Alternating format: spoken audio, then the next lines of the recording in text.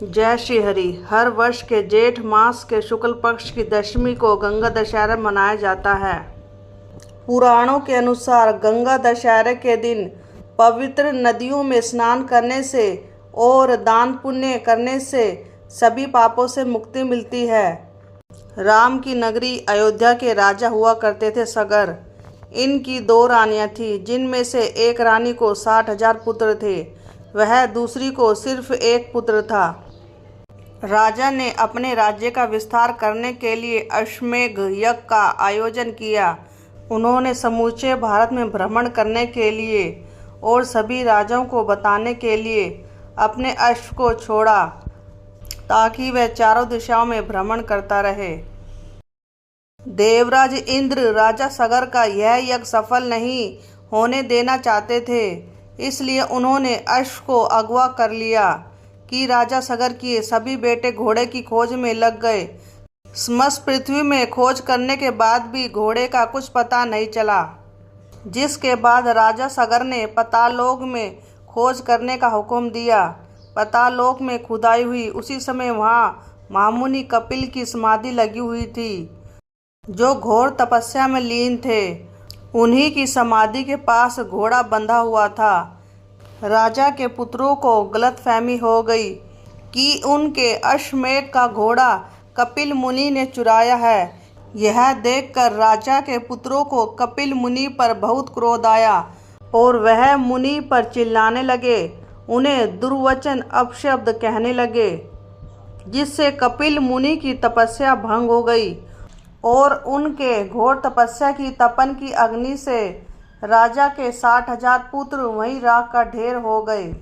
दूसरे पुत्र ने अपने पिताजी को जाकर पूरी बात बताई।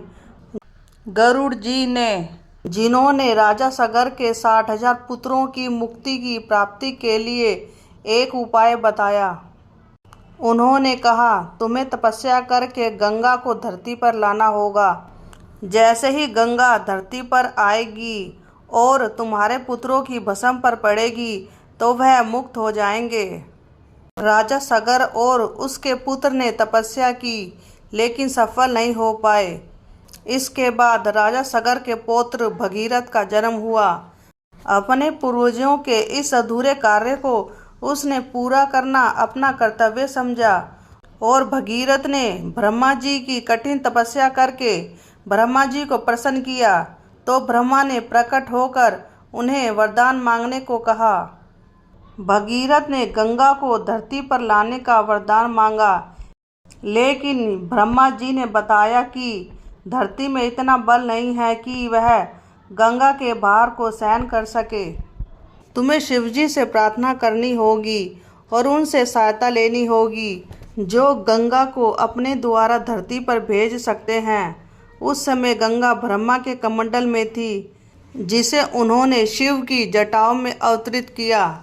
भगीरथ ने एक पैर के अंगूठे पर खड़े होकर शिवजी की घोर तपस्या की। गंगा कई सालों से शिव की जटाओं में ही रही।